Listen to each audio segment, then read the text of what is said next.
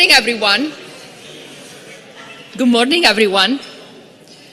So thank you very much for joining us this morning to celebrate the 2023 Presidential Award for Distinguished Service in International Education. My name is Valeria Bertacco, and I serve as the Vice Provost for Engaged Learning. So we call the award PADSI, which is the acronym for Presidential Award for Distinguished Service in International Education, which takes very long to pronounce. So the PADSI Award was established in 2017 to celebrate and recognize the extraordinary effort of our faculty and our staff in advancing international education for our Michigan students.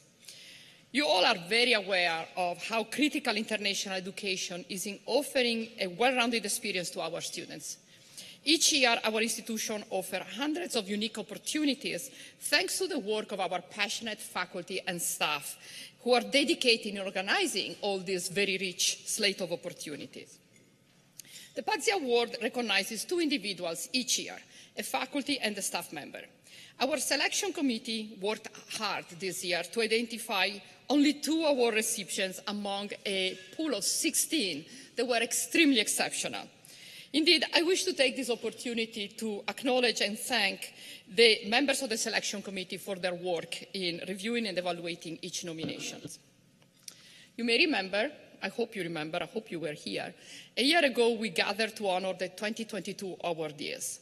It was a time when we celebrated the return to international travel and engagement. The year before, we had maybe 100 students going abroad after a difficult period of limited mobility. Rather than returning to business as usual, we as a community have relished the opportunity to assess the impact of our work and reimagine our future. Our student success study showed us that students who pursue educational opportunity internationally graduate at a higher rate and faster than their peers who do not. So spurred by this funding and motivated by the rebooting of international education post-pandemic, we as a community engage in strategic visioning around 4 key initiatives: early awareness of international education opportunities, diversifying student participation and experience types, and supporting students both pre-departure and after their return, so post-experience. I want to thank each one of you who participated in that process, which led to the development of ambitious goals to significantly increase our participation in international experiences, especially participation by first-generation students, underrepresented students, and Pell-eligible ones. In the last year, we have seen a steep rebound in study abroad participation, with nearly 5,000 students going abroad. Compare that to the prior year, where it was about 3,000, and the year before that, as I said, there was 100. We are confident that our strategic plan and the commitment of the international education community across campus will help us continue to propel this number upward. And of course, our global engagement extends beyond education abroad. Schools and colleges have renewed interest in establishing and renewing international engagements to facilitate academic and scientific collaboration, student exchanges, visiting scholars, and beyond. So just in the past year, we executed 70 international agreements with institutions in other countries, bringing our total to almost 260 active agreements across the globe. Our faculty engage in over 1,000 research projects with at least one international collaborator. And almost 50% of our publication last year had a co-author that was affiliated with an international institution. And then finally, last year we had the largest cohort of international students on our campus to date, reaching 17% of the student body. So thank you to all of you for your effort in this work. I think we can say that our institution is truly global. So now, without further ado, I would like to welcome President Santaono. If you were here last year, you may recall that this celebration was one of his first public events. He had been with us barely 2 weeks, and we are delighted to have him back this year after almost a year of his experience on campus to recognize our awardee and celebrate with us in this energizing event. Thank you.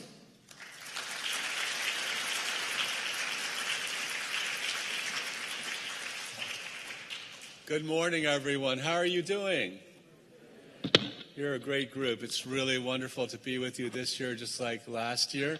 I remember very fondly the award ceremony last year. Valeria, thank you for everything that you do. There she is over there. Let's hear for Valeria.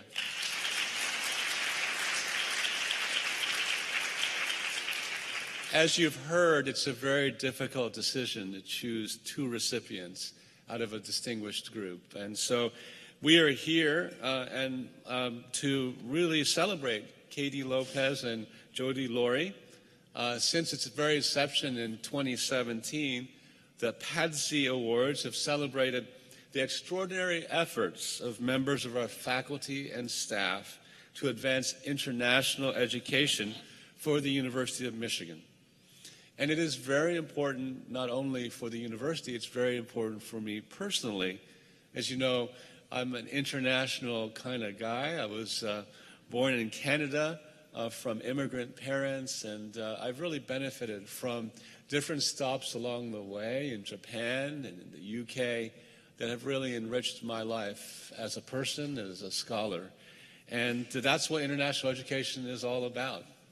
I can tell you that I was on a blue ribbon task force that was put together by the Governor General of Canada, and they made a major commitment to international education and student mobility because he felt that, having been educated in the U.S., that international education was critical to his success and also critically important for global peace and understanding of different cultures. And so what we are here to celebrate today, I think, is incredibly important. We need more global citizens today more than ever before. The international aspect of the University of Michigan is something which is a vital part of our heritage. The University of Michigan has been international for quite some time. And this past academic year, as you heard, more than 9,000 international students, along with 3,000 staff and faculty representing 124 different countries, make up this special community, the University of Michigan. So we are very, very global. And each year, thousands of, almost 5,000 or more, students are engaged in internationally focused education experiences through internships, intensive language immersions, and study abroad programs, as you heard.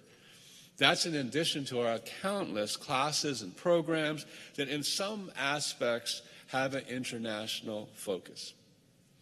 And international education teaches so much more than basic facts about a country. It teaches understanding and respect, resilience and adaptability, something that we need more than ever before.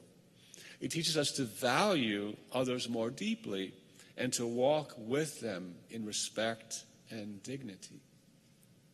Through international education, we understand deeper and see further and reach higher as individuals and as an institution.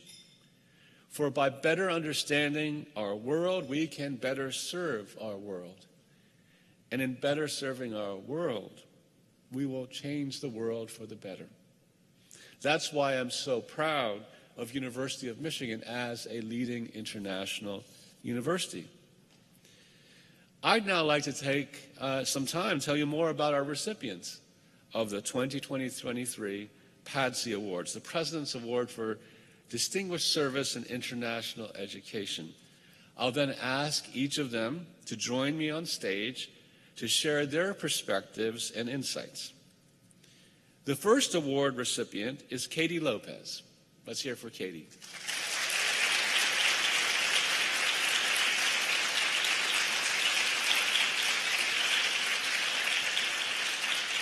What a great round of applause for this early in the morning. Katie, as you know, is director of the Office of Global Activities at the School of Social Work, where she oversees the Global Activities Scholar Program, the Peace Corps Coverdell Fellows Programs, and the Visiting Scholars and Exchange Student Programs. I know how important your work is for the School of Social Work. As Katie noted in an interview with the University Record, quote, "I've grown up with the office in a way." After spending a summer in Tanzania where she volunteered with a local agency providing community care to those with HIV/AIDS, she enrolled in the master's program at the School of Social Work. She also joined the Office of Global Activities as a student worker and has served there ever since, rising to the position of director. Katie has consistently demonstrated a commitment to global education, community building, and social justice. She always strives to engage groups of students that may be marginalized or underrepresented, validating, lifting, and empowering them. Really quite the central core mission of a School of Social Work. Katie, thank you for your commitment, your service, and your leadership. We're proud to honor you today. Let's hear it for Katie. Please join me here.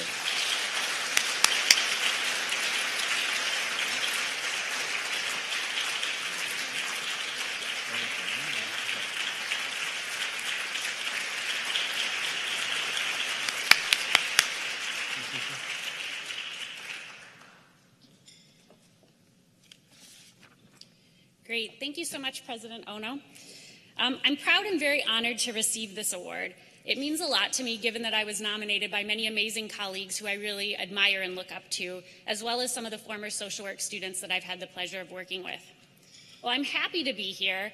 There's probably at least a few people who might be shocked that I'm receiving this type of award, because like so many of you, I had a transformative study abroad experience as an undergrad. So during my junior year, I studied abroad in Puebla, Mexico. Looking back, I realized that I probably caused a few headaches for the study abroad staff.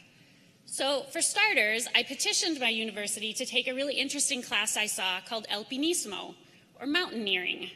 I now understand that the slow response back from the university was probably because of the result of numerous back and forth exchanges with university lawyers about things like insurance, liability, safety. For the record, my petition was successful, and I got to spend some of my weekends scaling rock walls and climbing volcanoes. A few weeks later, I developed something called Bell's palsy. For those of you that aren't familiar, Bell's palsy is partial paralysis of the face muscles. So for about a month of my study abroad, the right side of my face, none of the muscles worked, like, at all. So again, I had to call the study abroad office to have them help me to set up neurology appointments and physical therapy appointments, all in Spanish. So I say all of this because, study abroad, as many of us know, doesn't happen with just one individual, right? There was a whole team of individuals that had to help me through these experiences and made it possible for me to have this transformative semester. During that semester, I learned so much about the larger world around me and about myself, and it drove me to the commitment to doing this work as a profession. I often joke with folks that sometimes I worry that the School of Social Work, someone there might wake up one morning and think and realize that maybe they don't actually need to pay me to do this work because I love doing it so much. So seeing that Dean Angel's here, I hope that doesn't result in an email on Monday that's a little bit unexpected. Speaking of Dean Angel, I think it's probably the perfect time for me to make sure that I recognize some of the folks that have helped me in the work that I've done and name them. So Dean Angel is the third dean that I've worked for in the School of Social Work, and all three of them have been enormous supporters of global activities for our social work students. Not only for outgoing programs, but also for our incoming exchange students, visiting scholars, and degree-seeking international students. Our global programming is actually one of the things that sets us apart as a school from some of our peers, and I don't take for granted the resources and support dedicated to making that a possibility for our community. In addition, I want to thank a few colleagues by name who are critical to building the global social work programming in the School of Social Work. I was fortunate enough to work for 3 different faculty directors, including Siri Jayaratne, Larry Root, and Mary Ruffalo, alongside field director Betsy Vashel. Without their leadership, vision, advocacy, and dedication, I couldn't do the work that I do today, and our students wouldn't have the opportunities that they have. Maybe even more importantly, their patience, guidance, and mentorship early in my career was a tremendous gift that I'm continuing to work to pay forward to others.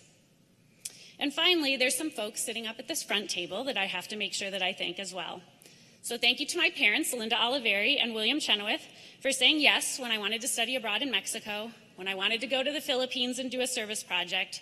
You've always been my amazing support system, even when you weren't exactly sure what I was getting into at this job. I also have to thank my in-laws who are here, Maria and James Lopez. I can't count the number of times that they were willing to jump on an airplane to come up and help my partner take care of our kids when I was traveling for work internationally. Without the 4 grandparents, I would not have been able to balance a family and a career. So thank you. Finally, I have to thank my partner, William Lopez. In addition to causing some headaches for the study abroad team, I'm also a study abroad cliche because Bill and I met while studying abroad in Mexico. So from the early days when he continued to hang out with me, even though half of my face was not working, to navigating the wonderful adventure that is parenting, even when I'm thousands of miles away, to now doing more than his fair share of the laundry, the grocery shopping, and the kid Uber pickups while I try and finish a dissertation, I'm exceptionally fortunate to have met him while studying abroad. Bill, you handle all of this with grace and dedication, all while doing your own amazing advocacy work within the School of Public Health. So thank you for everything. Finally, thank you to all of the wonderful international education community here at U of M. It truly takes a team effort to do this work, and I can't think of a better place to do this job. So thank you.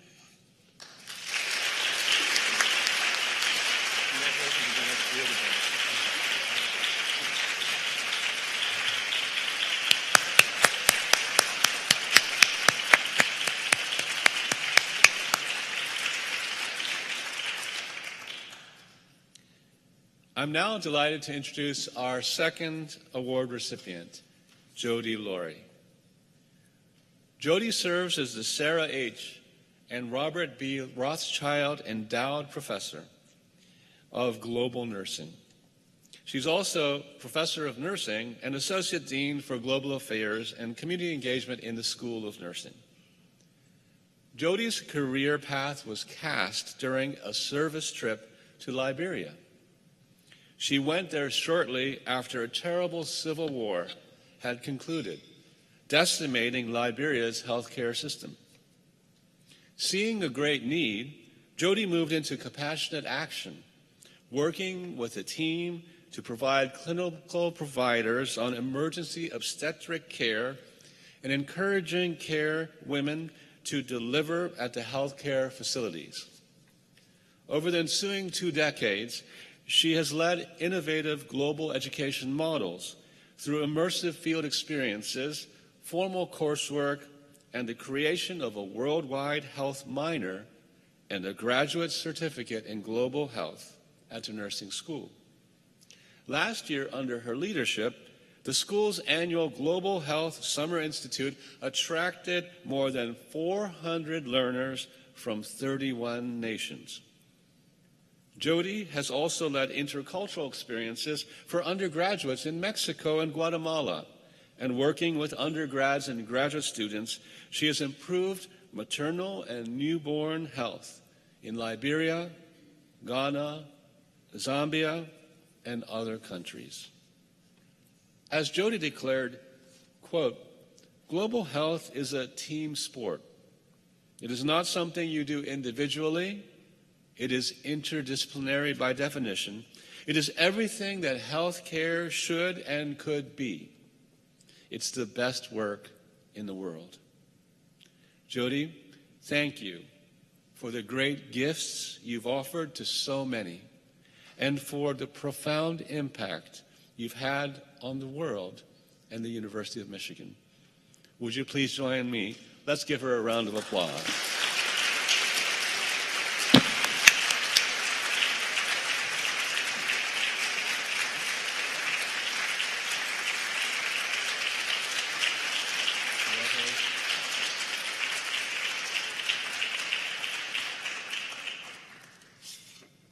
Thank you, President Ono, Vice Provost Bertacco, and all my colleagues across campus who share the passion with me for international education.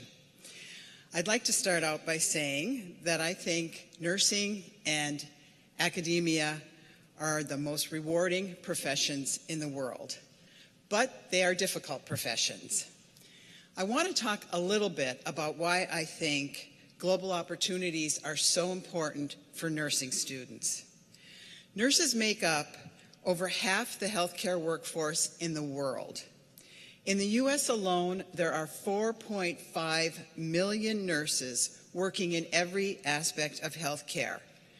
This gives us unprecedented opportunity to support and transform our own healthcare system, but we can't do it if we're only exposed to one way of providing care. Historically, nursing students didn't have opportunities to participate in international education, similar to social work, because it didn't fit into their academic schedules. It's still not common for nursing students to have an opportunity to study abroad or observe healthcare in a completely different setting outside the United States. Like other professional schools, we have lockstep curriculum that doesn't accommodate students to do any kind of study abroad. Okay. When I came to Ann Arbor to teach in the midwifery program 20 years ago, none of our students were traveling abroad. But by that time, I had practiced as a nurse and worked as a midwife in other countries. So in my lectures, I often inserted examples from my travels abroad, especially about health equities, access to care, and population-based strategies or interventions to improve health. Students began to seek me out and ask how they could experience what nursing or midwifery was like in another country and in another culture. Well, in their undergraduate and graduate programs. How could they fit it into their program of study? What did they have to do to make it work? It was their passion, their curiosity, and their tenacity that really started the movement within the School of Nursing. It started slowly with 1 or 2 students going abroad to pursue their dreams. And we've tried and tested, as my colleagues know, multiple methods from small groups to large groups, for credit, for extracurricular, for faculty support and led, or student-led. Some have been successful and some have not. I'd like to end by sharing some of the observations about how global immersion affects our nursing students and changes them. It gives students exposure to diverse cultures, giving them valuable perspectives that can help promote health equity for all people here in the United States and across the globe. It lets them explore their own views and the kinds of biases they hold. It gives them a deeper understanding of how a person's cultural background influences their health beliefs and their health behaviors. And they develop empathy for cultures with considerably fewer resources. They gain an understanding of hardships of not only individuals seeking care, but the challenges that healthcare providers face in other settings. They learn that a nurse is not a nurse is not a nurse. They have many different roles and scopes of practice throughout the world, and they discover really what the title of a nurse means in a global context. They also learn how to provide competent care with fewer resources, how to be more innovative in the workplace, how countries set up public health systems to care for large populations, the overlapping roles within public health systems and the differing roles that nurses, physicians, and community health workers have in other countries. It makes them question more, and there's a saying, once you've seen it, you can't unsee it. Global experiences build confidence and agency in students. It's for all these reasons that international education is important for a nurse's education, and it's helping us in the U.S. develop a strong nursing workforce for the future. Thank you.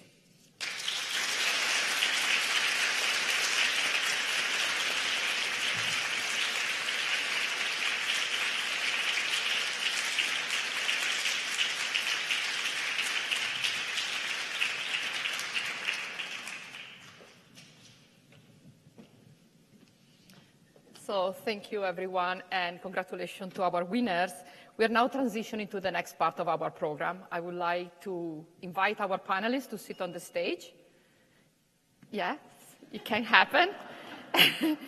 And while we do that, I also would like to thank President Ono for joining us this morning. I know you have to leave in a few minutes, so thank you for being with us in this important celebration. So let me tell you a little bit of a framing for the panel that we are having this morning. So as many of you know, education abroad is widely considered a high-impact practice. Our research, the research by other institutions, has shown the students who participate in international experiences have increased intercultural understanding, and Jody just proved us right, broaden their worldwide views, become better contributors to diverse teams, and have stronger qualifications for future employment. Further, international experiences contribute to a student's sense of belonging. As I mentioned earlier, our analysis of our own student experiences has shown that students who participated in an experience abroad graduated at a higher rate than their peers. We also noticed that this trend persists across different identity groups, including underrepresented minorities, Pell Grant recipients, first-generation students, and STEM students. I know you would think what's different about STEM. They have a very prescripted set of coursework that they need to take, which make it extra challenging to fit credits from international experiences. And so all these experiences contribute to student success. So for all these reasons, our global engagement strategic plan aims to increase and diversify both the participants in international experience and the locations where these students go. This year, Pazzi Award winners are trailblazers in these endeavors, and so we really hope to hear their perspective on this. They demonstrate extraordinary commitment to creating opportunities for diverse University of Michigan students to have meaningful international experiences across the globe. So on this note, I'm honored to share the stage with my colleagues Katie Lopez and Jody Laurie, who you just met and heard from them, and with Sandra Wiley, who is a 2019 Pazzi Award winner. Sandy, for friends, I hope we can call you Sandy. Yes. Thank you. Please. She served as the Director of International Study Program in the STEM Schools of Art and Design. Sandy has more than 30 years experience in international program management. And U of M, she was a charter member of our International Travel Oversight Committee and the Council of Global Engagement.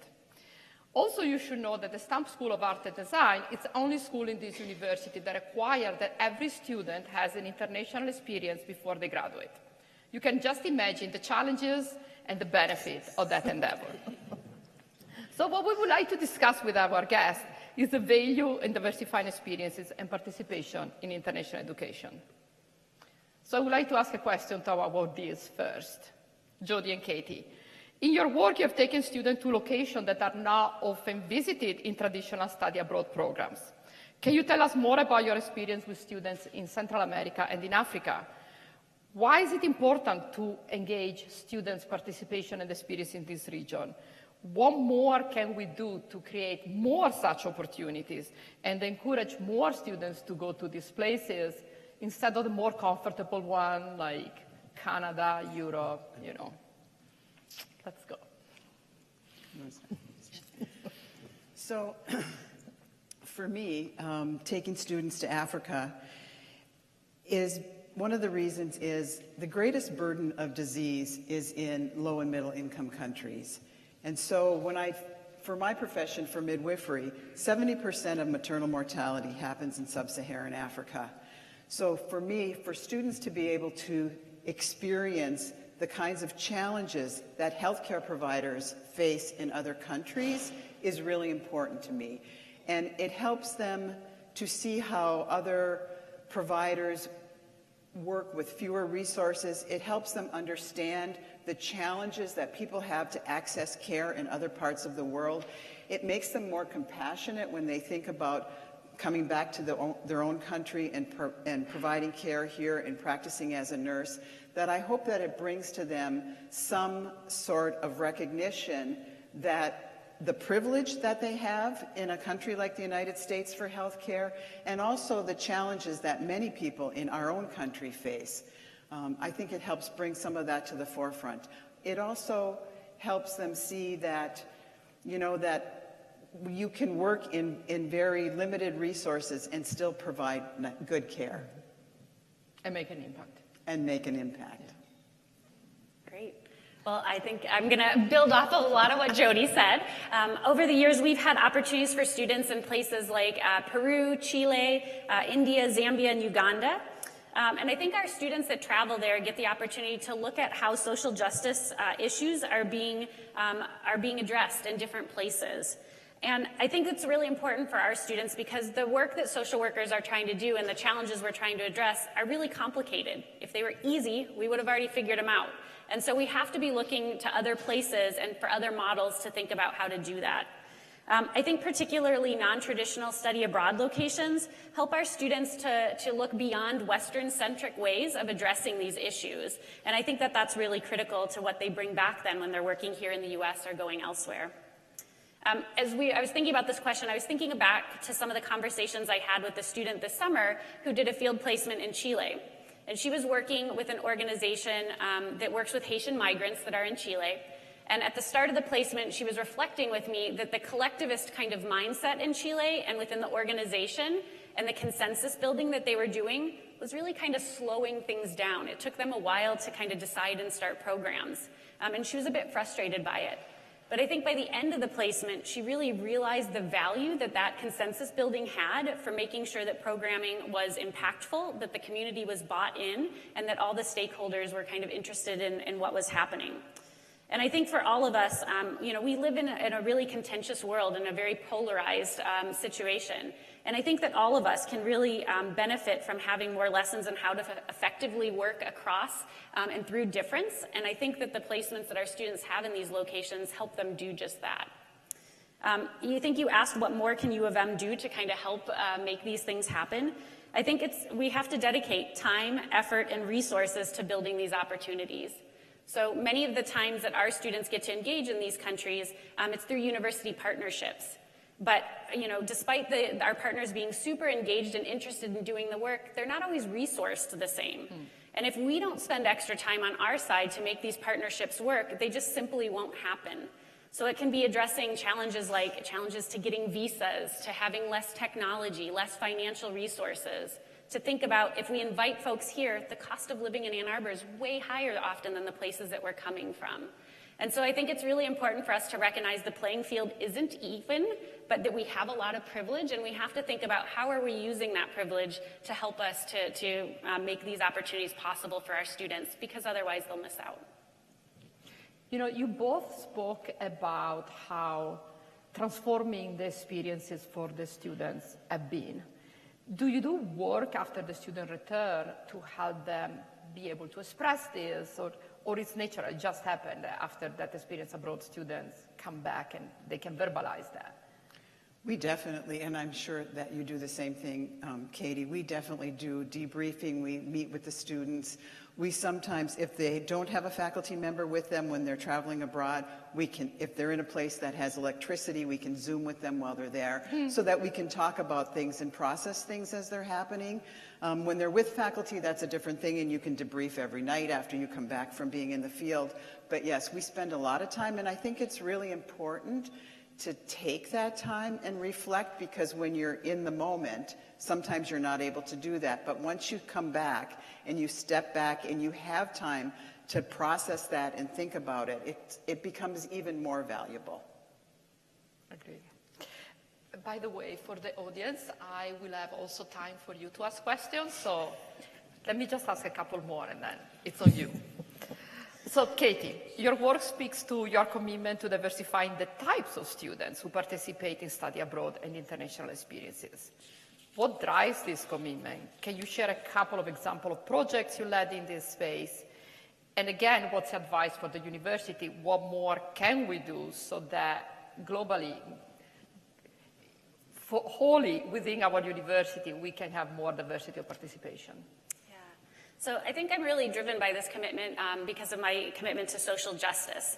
And I'm fortunate to work in a school and with staff and colleagues, in a place where this is quite literally written into our mission statement, right? So President Ono said that. And I get to work at the intersection of my passion, right, of looking at diversity, equity, inclusion, social justice issues within international education. In terms of thinking about these opportunities, I think we have to make sure that they're equitable for all students and available. But beyond that, we have to spend special attention and time kind of working with the students who might have more barriers than other students and to kind of work to address those. So some of the projects that I've been a part of, I think like many units on campus, we have a passport scholarship that allows us to cover the cost of a passport for a first-time traveler who's never been abroad before. So when they're applying to our programs, they don't have an additional cost compared to some of the students that have the benefit of traveling with family or before they came to the university. We've worked with our admissions and development teams to make sure that we're clearly identifying scholarships if they require that someone's a U.S. citizen, that's noted, so that our international students and our undocumented students are aware of what scholarships are available for them, so they're not left out of opportunities or left wondering. One year after an information session, I had a student come up to me who let me know that she was undocumented and she was on something called DACA, or Deferred Action for Childhood Arrivals, but she'd heard that she could study abroad on something called advanced parole, and so she wanted to know more about this. Quite honestly, I knew nothing about it, but we spent the time to figure it out together, to look up resources and to allow her to apply for the process that made her able to study abroad in Mexico. And when she came back, we took time to document what the process was like, to get feedback from others that had done it, to put together a resource guide along with many other folks here at the university so that future students could do that. Unfortunately, DACA is pretty contentious right now, litigiously, but yes. It's something that we wanted to make sure to do. And then I can't help but plug one more thing that we're doing. So in November, the Center for Global and Intercultural Study, along with Spectrum in my office, will be offering a passport clinic for transgender and non-binary folks to get a passport. So it's important for them to be able to travel, but also for identity purposes, so they have a passport that has their name and their gender markers on it. And these are some of the things where we have expertise in things that can help folks in other parts of their life. So I think those are some of the examples. And asking about what more U of M can do, I think we really need to ask students and take their lead. Ask them what are the barriers and start to work to address those. They know. A few years ago, we did some focus groups with our DEI office with students that had been interested in study abroad but never actually applied to study abroad. And we learned from them what were some of the pain points, what were some of the barriers that we could then prioritize to address. We send messages to students that are first-time travelers to say, what is it that you need? Like, come to our office and let us know. I had a student who took me up on this one year and said, I'm going to bring my laptop. Can you just help me look at plane tickets? Come to find out, she'd never traveled on a plane before, and this was her first plane ticket that she was purchasing, right? And so she just wanted someone to look over her shoulder and reassure her before she put her credit card in and made this ginormous purchase, right?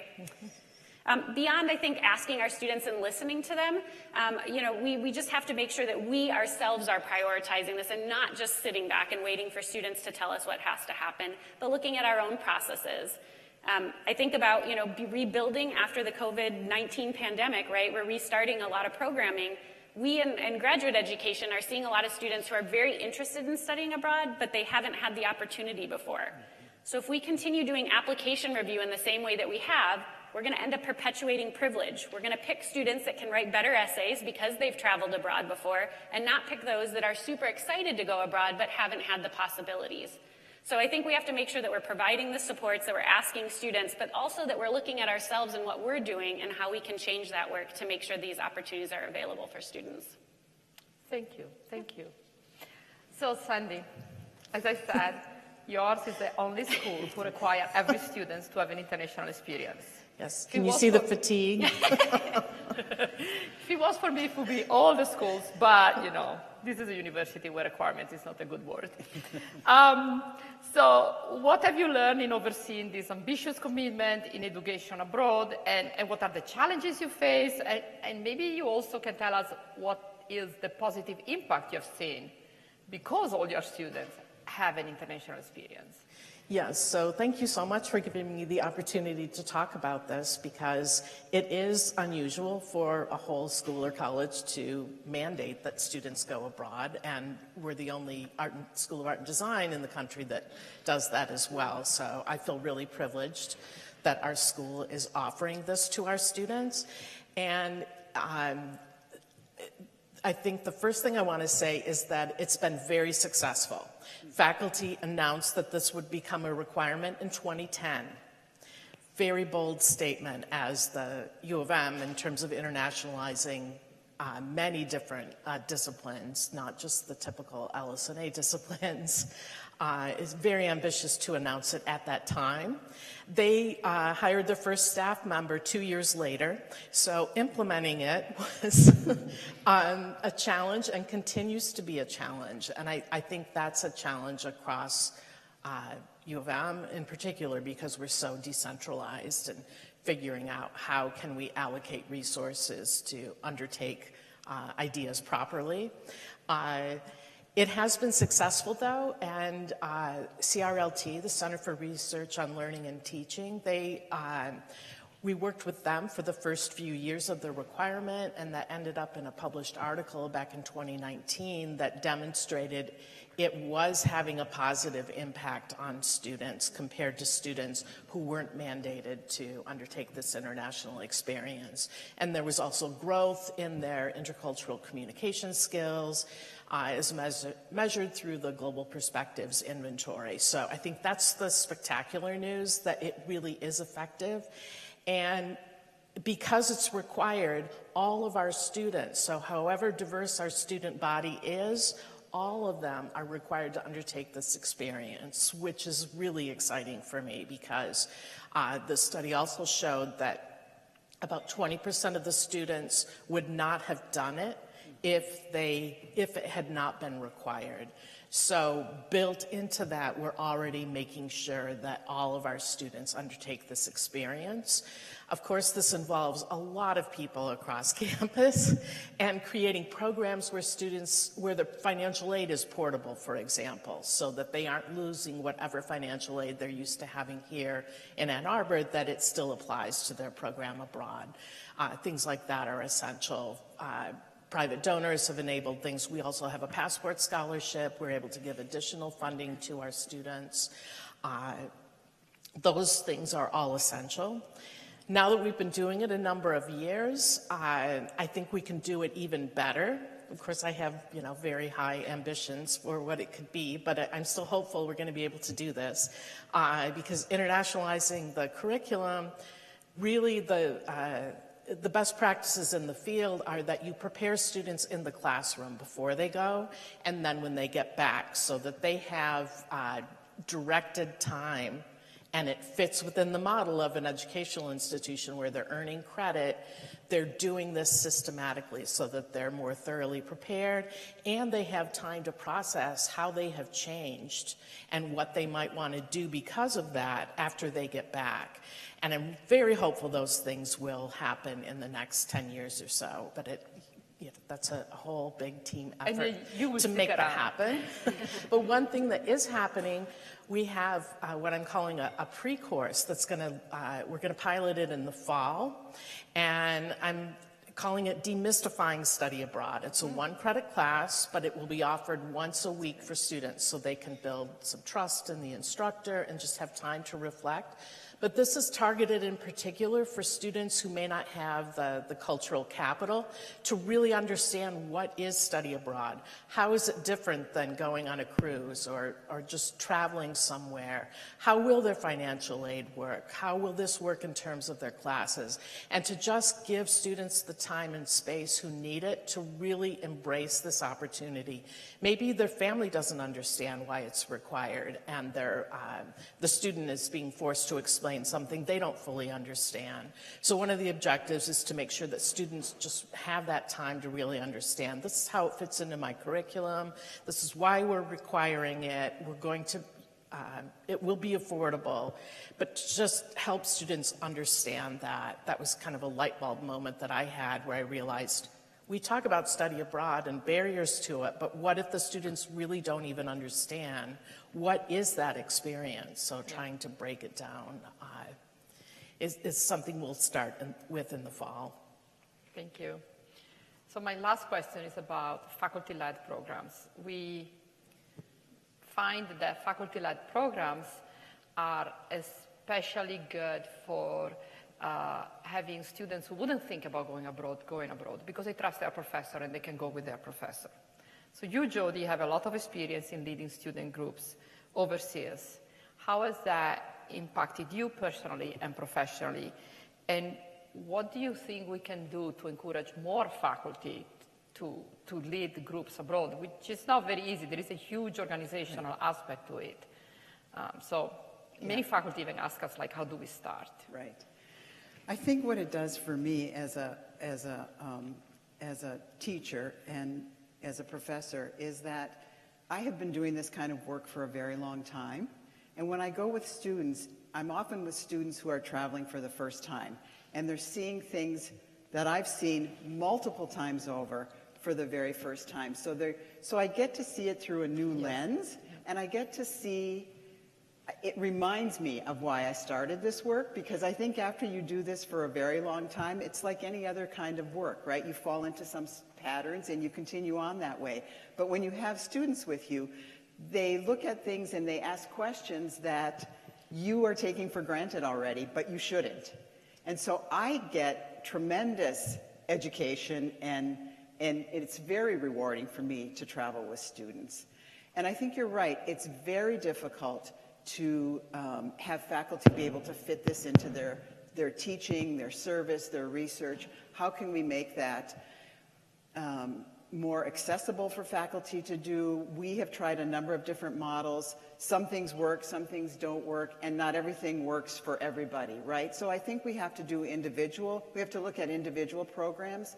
And what we want to do at the School of Nursing is we're looking at sustainability as well, right? So once we start with partnerships, we want to continue those partnerships over time. And so we want to have multiple faculty involved so that when someone leaves or they become disinterested or they get a grant and they can't continue on with this work, we still have faculty that continue in that role. So I think there are challenges, but I think there are definitely ways to overcome them. Fantastic. So it's your turn. What are your questions? Joe, and then Matt, and then I think Judith. Yeah, go ahead, Joe. Microphone. First of all, warm congratulations to both of you, and it's just really inspiring to see your good work recognized. Of late, there's a lot of dialogue, particularly in low and middle income countries, about how we're sending our learners from places of privilege to places that just don't have the resources. And it can be a bit of a one-way street. There's been calls to decolonize global health. Are there things that you're doing to try and bring value to the hosts and the people that we're dependent on to try and make a good learning experience for our students in country? Sure.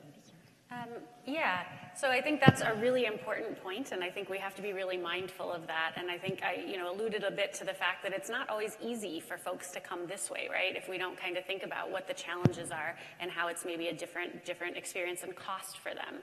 I think within the School of Social Work, we've established some scholarships with some of our lower resourced institutions. So where we have a model that the student covers a third of their cost, their home institution will cover a third, and we actually give them a scholarship as a non-candidate for degree student. So we're actually trying to build into it the recognition that there may not be as many resources for them. And so I think that's one commitment in trying to get some of the one-to-one exchange.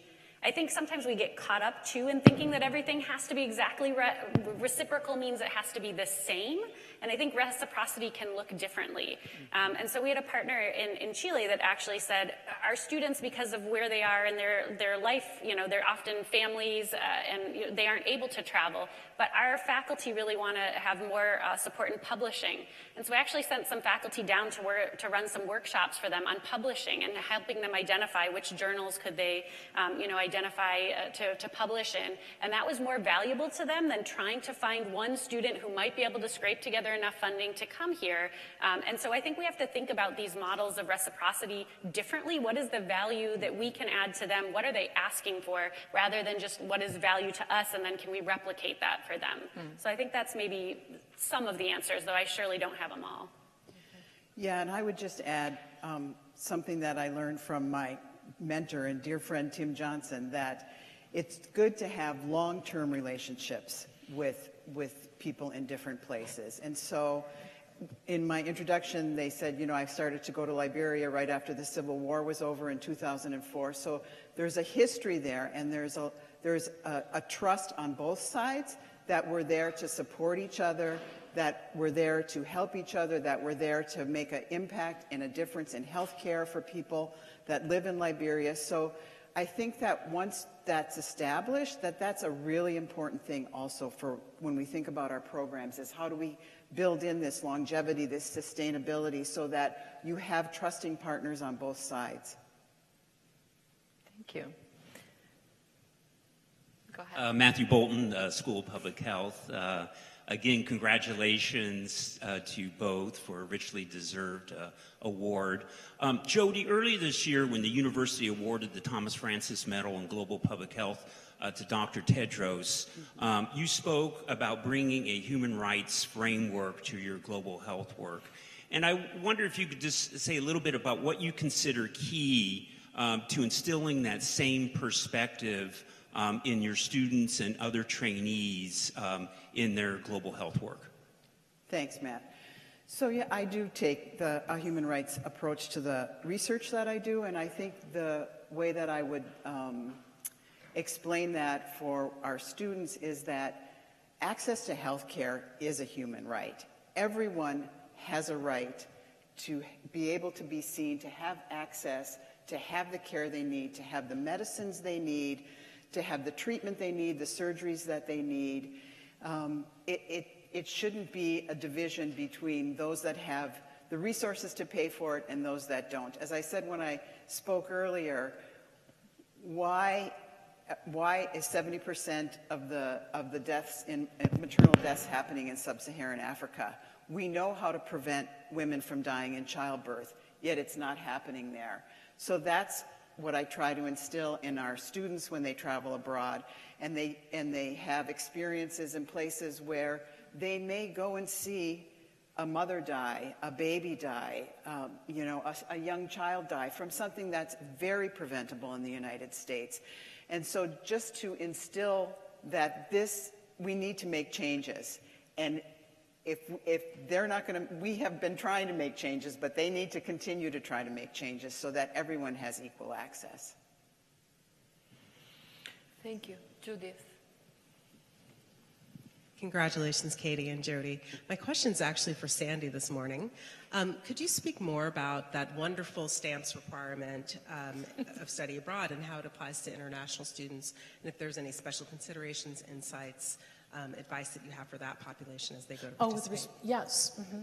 So we do make one exception to our international milestone. If students, we don't do it by citizenship, but we do it by address. So if the student's permanent address is outside the U.S., they are not required to undertake the international experience.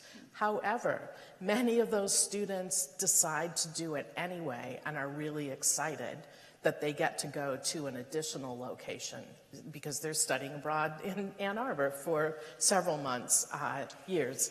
And they're happy to go elsewhere on one of our programs where they can continue to take upper-level studio classes, things like that. So thank you for pointing that out. It's a really important population and one that is, I think, easier to reach out to than students who may not have traveled outside of the state of Michigan, for example.